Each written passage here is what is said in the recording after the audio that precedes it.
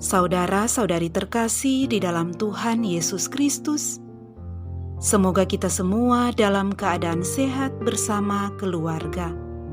Saat ini marilah kita mendengarkan bacaan kitab suci dan renungan harian Minggu 6 Februari tahun 2022.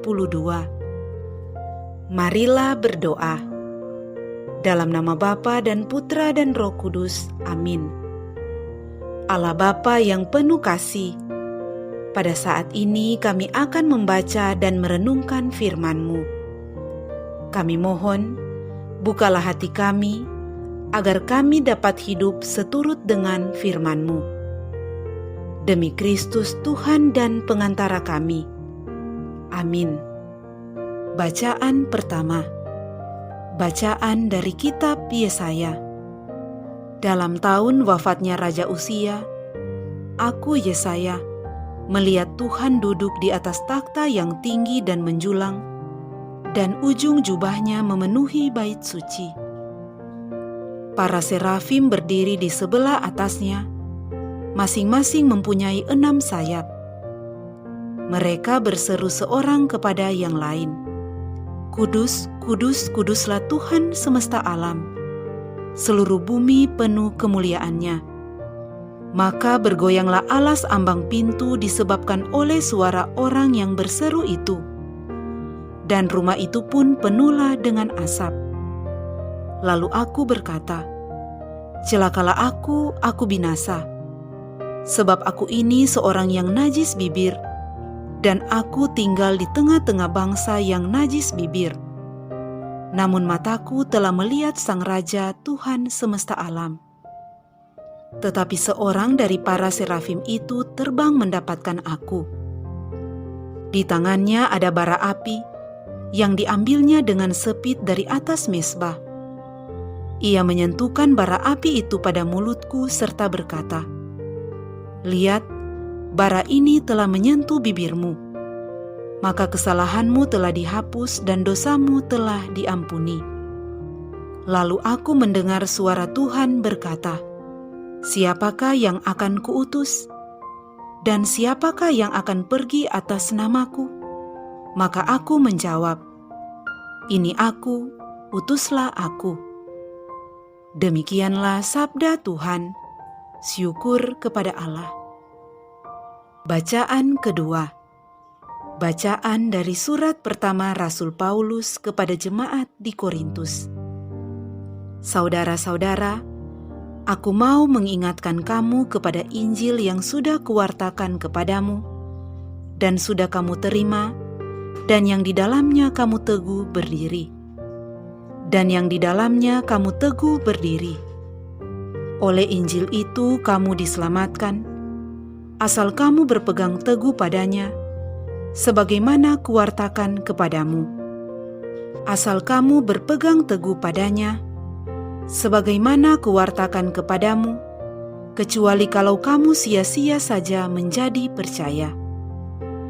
Sebab yang sangat penting telah kusampaikan kepadamu, yaitu apa yang telah kuterima sendiri, ialah bahwa Kristus telah wafat karena dosa kita, sesuai dengan kitab suci, bahwa Yesus telah dimakamkan, dan pada hari yang ketiga telah dibangkitkan, sesuai dengan kitab suci, bahwa Ia telah menampakkan diri kepada Kefas, dan kemudian kepada ke-12 murid-Nya. Sesudah itu Ia menampakkan diri kepada lebih dari 500 saudara sekaligus. Kebanyakan dari mereka masih hidup sampai sekarang, tetapi beberapa di antaranya sudah meninggal dunia.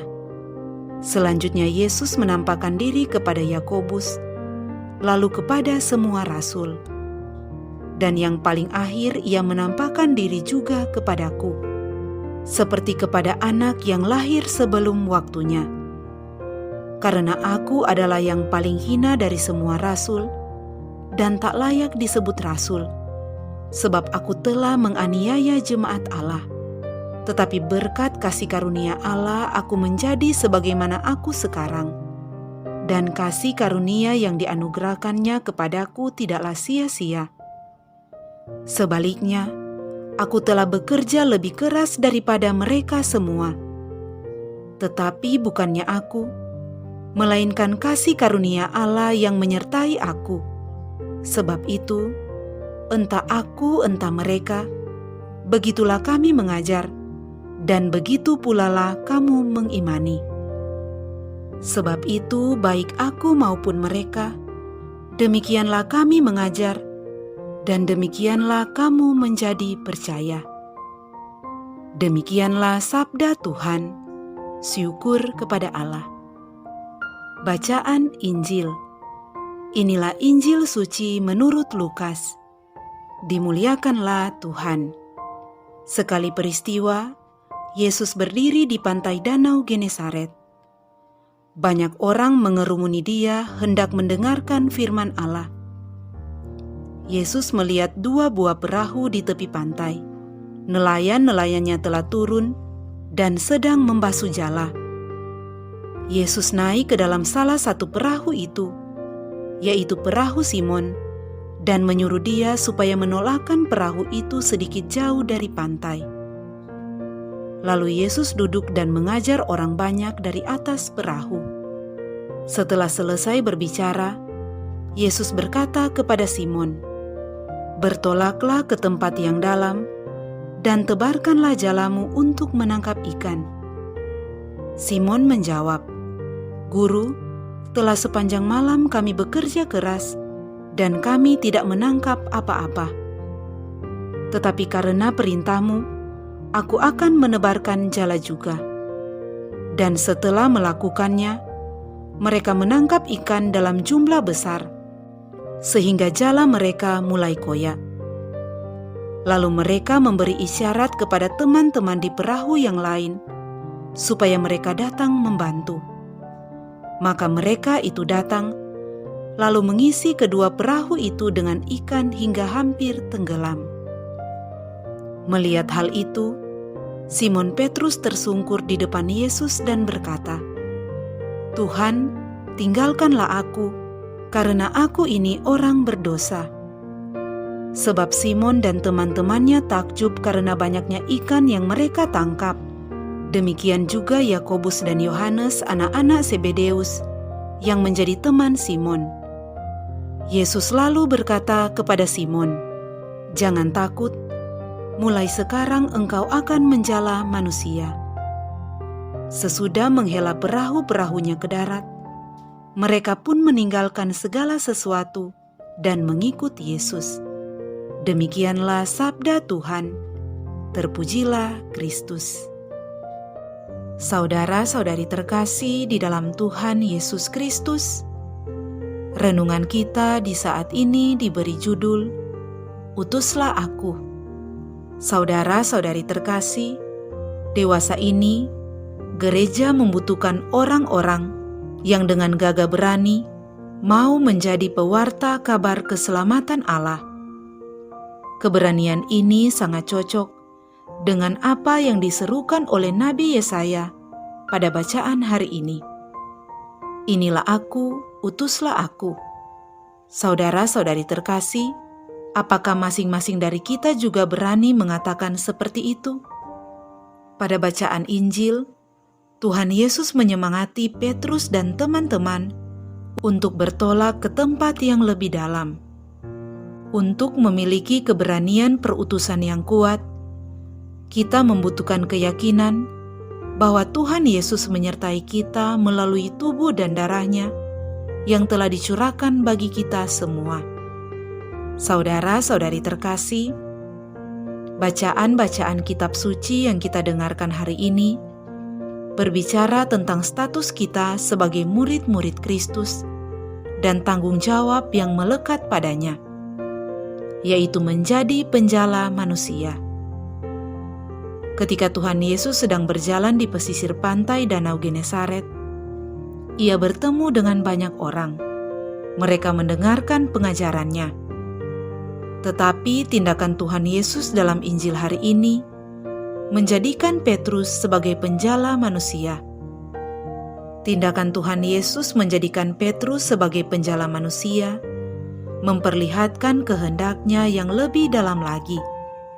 Tuhan Yesus ingin agar para pengikutnya tidak hanya menjadi pendengar sabda dan pengajarannya saja, tetapi lebih daripada itu, aktif menjadi pelaku dan pewarta firman agar banyak orang diselamatkan. Saudara-saudari terkasih, kadang misi sebagai penjala manusia dipandang sebagai tugas dari mereka yang tertabis saja atau kaum religius saja.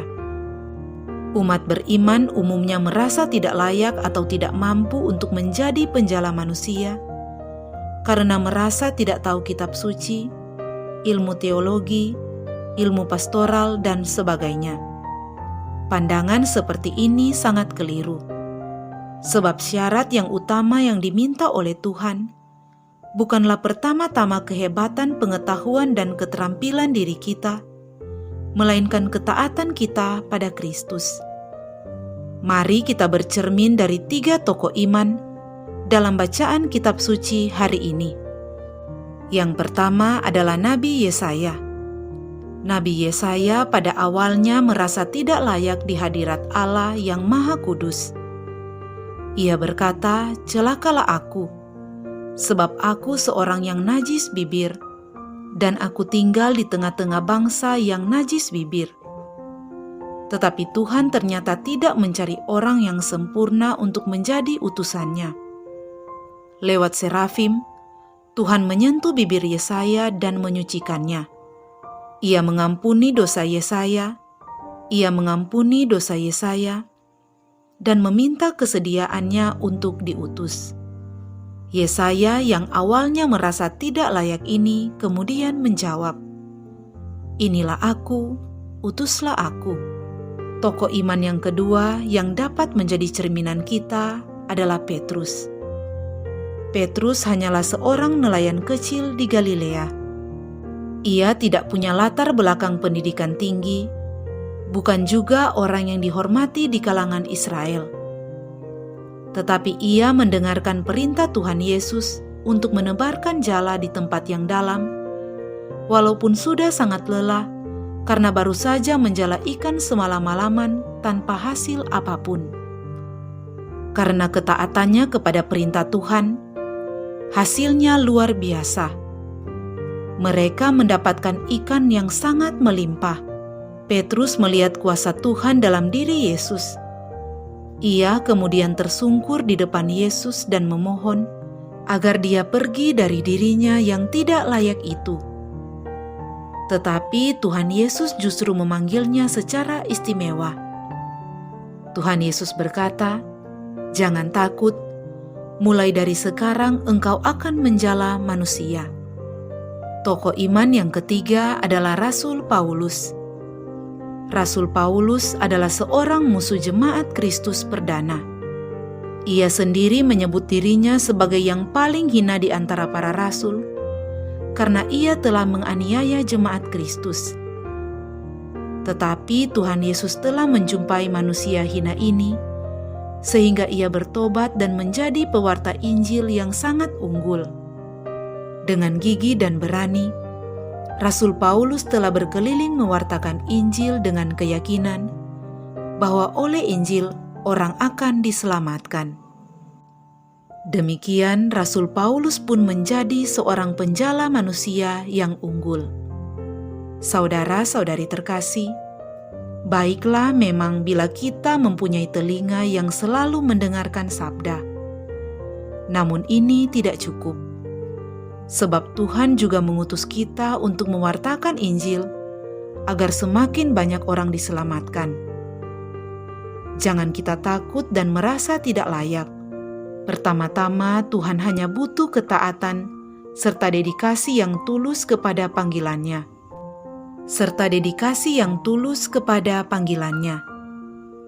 Ia akan menyertai dan menyempurnakan segala upaya kita untuk memberi kesaksian Injil melalui kata-kata dan perbuatan kita. Marilah berdoa. Ya Allah, semoga berkat sabdamu, kami Kau kuatkan untuk mengikuti putra-Mu dan menjadi utusannya sebagai pewarta kabar gembira dengan setia, sampai kami menerima anugerah kebahagiaan yang kekal. Dengan pengantaraan Kristus Tuhan kami. Amin. Dalam nama Bapa dan Putra dan Roh Kudus. Amin.